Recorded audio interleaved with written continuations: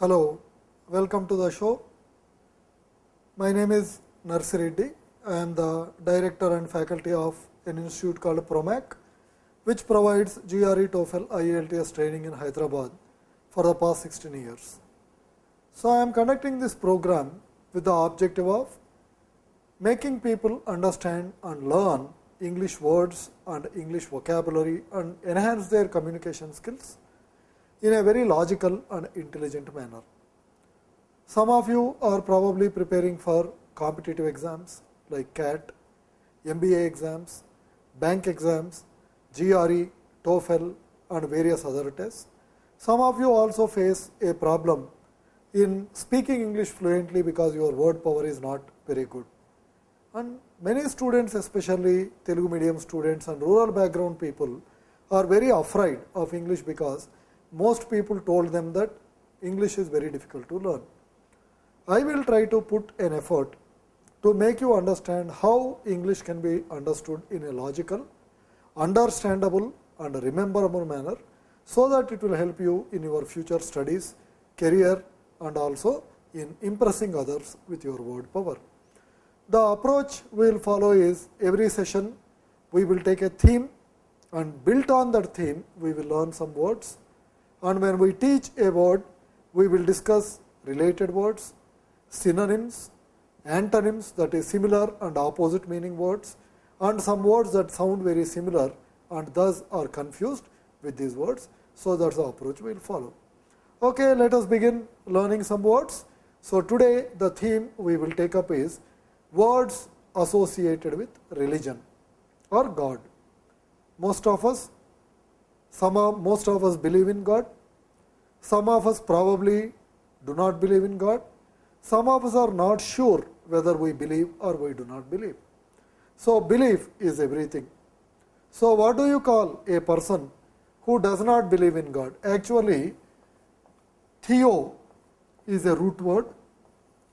The word theo means God or religion. God or religion is more or less interchangeable, because in most of the religions in the world there is only one God. So, theo is God or religion. So, what do you call a person who does not believe in God? A person who does not believe in God is called atheist. Atheist is a person who does not believe in God. What do you call a person who is not sure whether God exists or not sure whether they believe in or not? That is called agnostic. Agnostic is a person who is doubtful or skeptical about either God exists or not, or whether he believes it or not. अरे बाबू, do you believe in God? I don't know sir. भगवान है कि नहीं है मुझे मालूम नहीं है साहब. मैं बिलीव करता हूँ नहीं करता हूँ मुझे मालूम नहीं है साहब. That's what is called agnostic. We learned that the root word called theo is God or religion, and from this root word called theo you have got various words. You have a word called monotheism, you have got polytheism, you have got a word called pantheon, you got a word called apotheosis, etc. What is monotheism? Monotheism is believing in a single God or a single religion. Poly means many. Polytheism is believing in many gods or probably many religions. Pantheon, pan means all. Theo is God. So, if you take the example of Hinduism, there are gods like Vishnu, Brahma, Maheshwara. So, there is a collection of gods. So, a place where all gods stay, a place where all gods are kept is what is called pantheon. The word has today become much broader. Any collection of great people, Mahatma Gandhi, Jawaharlal Nehru, Sardar Vallabhbhai Patel, APJ Abdul Kalam, Bhagat Singh, etc., are the important people in the pantheon of Indian freedom fighters. C.K. Naidu, Sunil Gavaskar, Lala Amarnath, Kapil Dev, Ravi Shastri, Sachin Tendulkar, Mahendra Singh Dhoni are the gods in the pantheon of Indian cricket. Nagarjuna, Balakrishna, Mahesh Babu, Venkatesh, Junior NTR, etc., Prabhas, etc. are in the pantheon of Telugu film industry. So what is pantheon? Pantheon is a group of kings or the group of gods or the place where all gods are present or collection of gods or collection of important or famous or great people. We learned theo means God. Let's understand one more word, apotheosis. What is apotheosis? See, we see a lot of great people in our culture or anywhere in the world. When somebody is great, you like them. Liking them becomes too much, you admire them, you appreciate them, you become a fan of them. But sometimes this appreciation, admiration and liking becomes so much, they consider that person to be God. They almost treat that person like a god. Many of you probably know there are some people who built a temple for M.G. Ramchandran in Tamil Nadu. There is a temple for Amitabh Bachchan in Calcutta, or there is a temple for some cricketers, there is a temple for some film stars. So if you admire somebody so much that you almost treat that person like a god, that's called apotheosis. Apotheosis is excessive admiration of a person to such an extent that you almost treat that person like a god is what is called apotheosis. So almost in the same meaning, you admire somebody too much. In more or less the same meaning, you have a word called lionize, you have a word called idolize, you have a word called deification, and you have a word called glorification. What is lionize? What is idolize? What is deification? What is glorification? Lionize. Suppose you love somebody very much. You admire a politician or an industrialist or a cricketer so much. Then what do you say? Arey, ye to sher hai re. He is a lion. Ye to sher hai. He is a puli, simham. So when you call somebody as a sher, what are you doing? You are admiring that person. You idolize. What is idol? Idol is a murti. Idol is a statue. You are putting statues of somebody everywhere in India, or you are making a murti of that person. That means what? You are admiring that person a lot. Deify. Deify comes from deity. What is deity? Goddess, devata. So what is deify? You are treating a person like a devata. Glory. What is glory? Greatness. So you are glorifying, oh, ye to Bhagwan hai, ye to bada admi hai, ye to admi. So lionize, idolize, deification, glorification and apotheosis. All these are, you admire somebody too much so that you almost treat that person like a god. So we have discussed some words in the meaning of a person who believes in God. We have discussed some words in the meaning of a person who does not believe in God. We have also discussed a word about a person who is not sure whether he believes it or not. But there is another type of people. They are not principled. They are not honest. They are not sincere. They do not believe in anything. But outside world, they behave or pretend as if they are very, very, very principled. They are very, very, very sincere. They are very, very, very religious with the objective of cheating people or insulting people. Suppose in your colony or in your college, there may be a person. He never pays money anywhere. You always travel by bus without purse, without bus pass, somehow do some kahani and get out. Or there is a guy who always cheats people. But one day you are traveling by bus and by mistake you lost your purse. You don't have money. Unfortunately, the same day the ticket collector will come and catch you. And this will be the first person who will say, अरे कैसा जाते रे ticket के बिना, पैसा भरना, if you did not have money you should have asked me, I would have given. So lot of times there are people who are not principled, who are not religious, who are not sincere, but when somebody is having a problem, these people behave as if they are very, very, very sincere, very, very, very principled, and they behave as if they are shocked or they are offended or they are insulted by the other person's behavior. So basically these are insincere people. You don't believe, but you behave as if you believe. So that is called sanctimonious. So what is a sanctimonious person? A sanctimonious person is a pretender, nautanki, a person who is not sincere, not religious, not principled or not honest, but behaves as if he is very, very principled, very, very honest. As you can observe, the word sanctimonious comes from a root word called sanct. What is sanct? Sanct basically means pure, pavitrata. So sanct basically means pure or pavitrata. So what is sanct? Holiness or purity. From this word called sanct, we have got various words. Sanctity,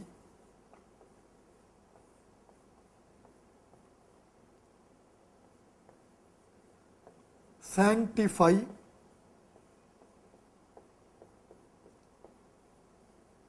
sacrosanct,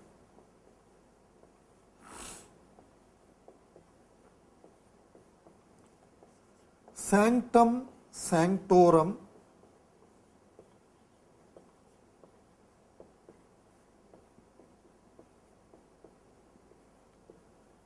sanctuary, etc. All these words come from a root word called sanct. What is sanct? Sanct is pure. Sanctity. What is sanctity? Pavitrata. Pavitrata means what? Holiness or purity of something or correctness of something. Everybody drives the car the way they want to drive. What is the sanctity of traffic rules? Everybody wants to live the way they want to live. What is the sanctity of Indian Constitution? What is the sanctity of government? So sanctity is purity, holiness, pavitrata or correctness of something. Sanctify. Sanctify is to purify or to pavitra karna. What is pavitra karna? I want to do a puja in this room. It is not that I simply bring God's photo and start puja immediately. First I clean this room, then I wash this room, then I put some haldi ka pani, then I read some mantram, then I will put a gaddi and then bring the god and keep it there. So there is a process of purification. There is a process of prakshalan, that's called sanctify. So as a synonym of sanctify, which is to purify, which is to make something holy, which is to make something pure, we can also take one more word called consecrate. The word consecrate comes from sacred. So what is consecrate? Consecrate or sanctify is to purify. Opposite is sometimes you go to a temple or a religious place wearing chappals, or you take some non-vegetarian food into a temple or a holy place. What are you doing? You are spoiling the purity of the temple. You are doing what is called apavitra. किसी को अपवित्र करना. What is apavitra karna? By entering a temple with chappals, you are desecrating the temple. In the same meaning as desecrate, we also have another word called defile. So consecrate or sanctify is to purify something or to make something pure. Desecrate or defile is to spoil the purity of something or make something unholy. We are learning some words coming from sanct. Sanct means pure. From this word called sanct, we have got another word sacrosanct. Sacrosanct comes from sacred, which is holy. Sanct also means holy or pure. So what is sacrosanct? Sacrosanct is very, very, very, very pure, very, very, very holy, Parama Pavitra, Parama Puja. What is Parama Puja or Parama Pavitra? Role of Mahatma Gandhi is very sacrosanct in India. Role of Ambedkar is very sacrosanct in India. Role of a mother is very sacrosanct in Indian culture. You say anything about anybody, but if somebody says something bad about a mother, people will get offended. People will get shocked. If somebody says something bad about Mahatma Gandhi, people will become angry. If people say something bad about, so sacrosanct is anything that is very, very holy, very, very pure, something that cannot be violated. Very, very pure, very, very holy, something that cannot be violated, something that cannot be talked bad about. That's called sacrosanct. Sanctum sanctorum. What is sanctum sanctorum? Sanctum sanctorum also comes from sanct means pure. Again sanct means pure. It's a single word. Sanctum sanctorum is you go to a temple. In a temple, as a devotee, you are permitted up to a particular place. But you are not permitted into something called Garbhagudi. Into the Garbhagudi, only the priest or a religious person is permitted. Why? Because that Garbhagudi is considered a very, very holy or pure place where everybody and anybody cannot enter. You go to an office. When you go to an office, you can enter any room without permission. But you cannot enter MD or chairman's room without permission because that's considered a very, very holy or very, very pure place. You go to somebody's house, even your own sister's house, your own, chachi's house. You can enter the kitchen without asking. You can enter the washroom without asking. But you cannot enter the personal bedroom without asking because that's considered a very holy or private place. So sanctum sanctorum is a place where you cannot have easy access, a place where you cannot have easy access because it is considered very pure, very holy or very private. One more word we have learnt from sanct is a play word called sanctuary. You all might have heard tiger sanctuary, bird sanctuary, elephant sanctuary. What is sanctuary? Sanctuary actually means a holy place or a pure place. Sanctuary basically means a holy place or a pure place. Sanctuary is a holy place or a pure place, but today it is taken in the meaning of a safe place. Sanctuary is a holy place or a pure place, but today it has taken a meaning called a pure place, a safe place. How a holy place or a pure place takes the meaning called safe place? Because in the old days, there were many small kingdoms. All these small kings and small rulers and citizens, they always used to fight with each other. Suppose I am a king, my enemy attacked me, my enemy wants to kill me. I want to hide from the enemy so that he cannot kill me. Where do I hide? Suppose I go and hide in a house, my enemy will come and kill me.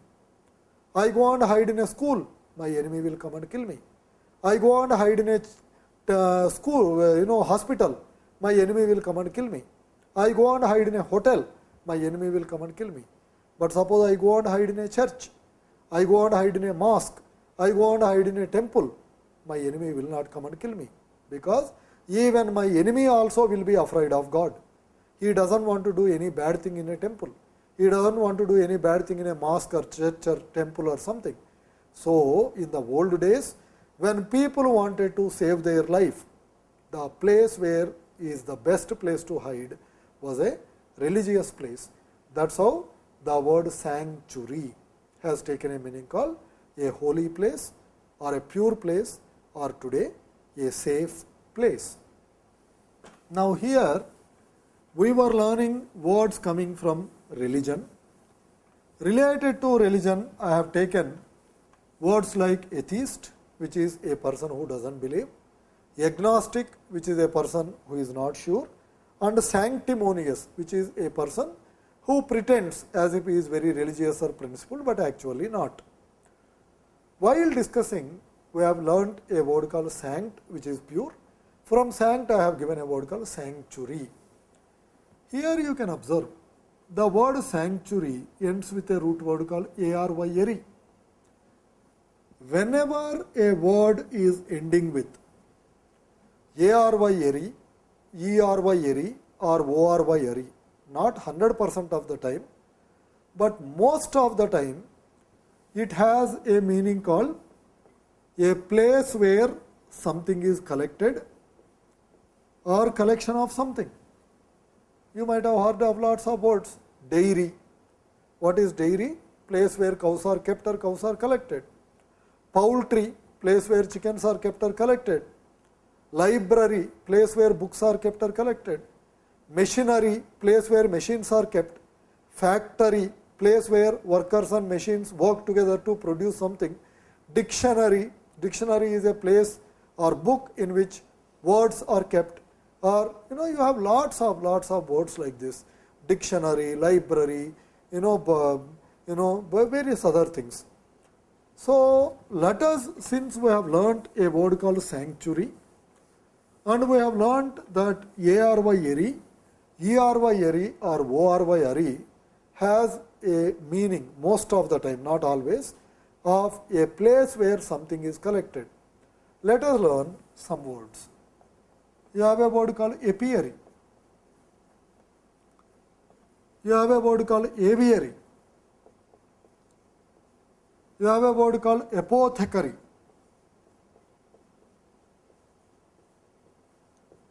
Some dictionaries they write thecary, some dictionaries they write thekary or kery. Apothecary, mortuary, millenary,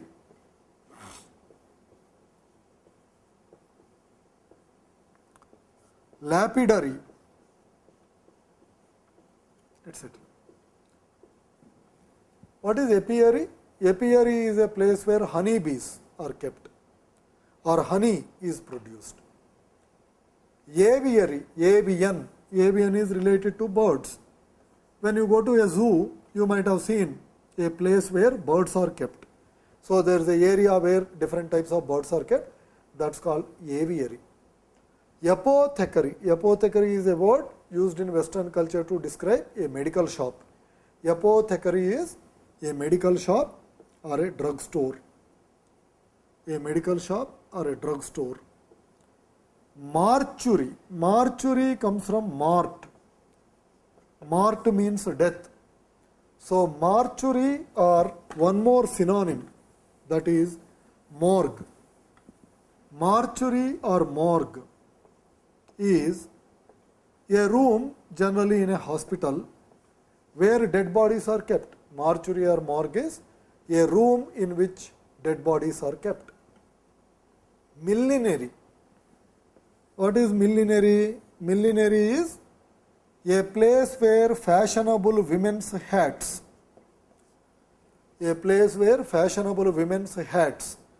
are sold, accumulated, collected or exhibited or displayed. So millenary is a place where hats, generally women's hats, but could be men's hats also, is sold, accumulated, presented, etc. One more word is lapidary. What is lapidary? Lapidary is a place where you have different types of precious stones. What are the different types of precious stones? You have diamonds, you have rubies, you have amethyst. So various types of different precious stones, diamonds, etc. They are kept, collected, accumulated, displayed or sold. So what did we do? We have learned a word called sanctuary, and from this word called sanctuary we have learned different words coming from the root word called ARY, ERY, or ORY. You could also take one more word or two more words coming from this word called Eri or Ari. You have a word called commissary or refectory. What is commissary or refectory? Commissary or refectory is a dining hall. Commissary or refectory is a dining hall.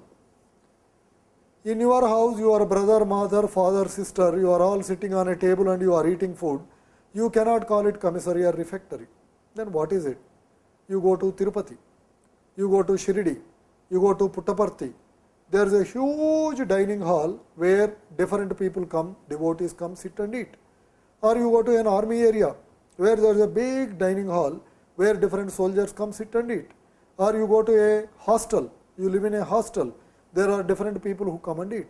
So commissary or refectory is a place where different people come, a large number of people come and eat, is what is called a commissary or refectory. While we have learned a word called sanctimonious, from sanctimonious we have taken a root word called sanct. From sanct we have learned some words. One of the words we have learned was sanctuary, which is a safe place or a holy place.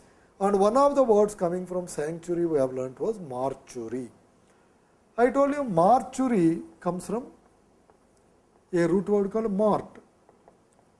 Mort means death. From this word called mort, we have a word called mortal. We have another word called immortal. What is mortal? We are all human beings. We are all mortal.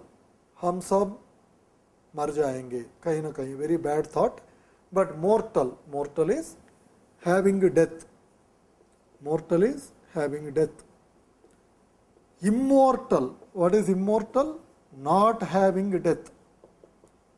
What is immortal? Immortal is not having death. We are all mortal. We will all die one day or the other. But the things we do, the actions we do will live forever. So mortal, immortal. Same way we have got a word called post-mortem. What is post-mortem? We all know. So cutting the body after death is called post-mortem. So post means after. Mort means death. So post-mortem is cutting a body after death. You have one more word called mortician. Mortician or undertaker. So in India, many times when a person dies, we ourselves take the dead body, we ourselves take it to a cemetery, we do the burial or cremation or whatever it is. But in Western culture, when somebody dies, you call up a shop. There are some people, their business is to do everything after a person dies. So you take them to a shop, they clean the dead body, they put on the new clothes, they put it in a coffin, they bring it to the cemetery. So basically there are some people who are in the business of conducting funerals or taking care of dead bodies after death and arranging that. So people who are in the business of conducting funerals or after death activities is what is called a undertaker or a mortician. Here we have taken a word called undertaker, So undertaker or mortician. Here we have discussed a word called undertaker. The word undertaker is starting with a prefix called under. Starting with a prefix called under, we get lot of words. Let us learn one by one. So you have a word called underline, and you have a word called underscore. What is underline or underscore? Whenever you are attending an interview, please underscore your speech with good vocabulary. Whenever you are going for an interview, underline your personality by wearing a tie and suit or by wearing very good clothes. What is underline? When you are reading a book or when you are reading some material, you come across a very good point. What do? You take a pen or you take a highlighter or you take a pencil and underline it. When you underline it, what happens? Next time you are reading that book, that point becomes very, very clearly visible to you. So, underline or underscore is to emphasize. Underline or underscore is to emphasize. To give emphasis about something is what is called underline or underscore. Let us learn some more words coming from under. You have a word called underbid or undercut. Underbid or undercut is a technique in business. I am a businessman, I am in certain business. In my business, I have got some competitors XYZ. I want to capture a bigger market share. I want to enhance my presence in my business. One way I can do is, if all my competitors are selling an item at $10, I sell the same item at $6. Then all my customers will come and purchase my product. My competitors may not be able to manage that, so they get out of business. Then once all my competitors go out of business, I increase the price and make a killing.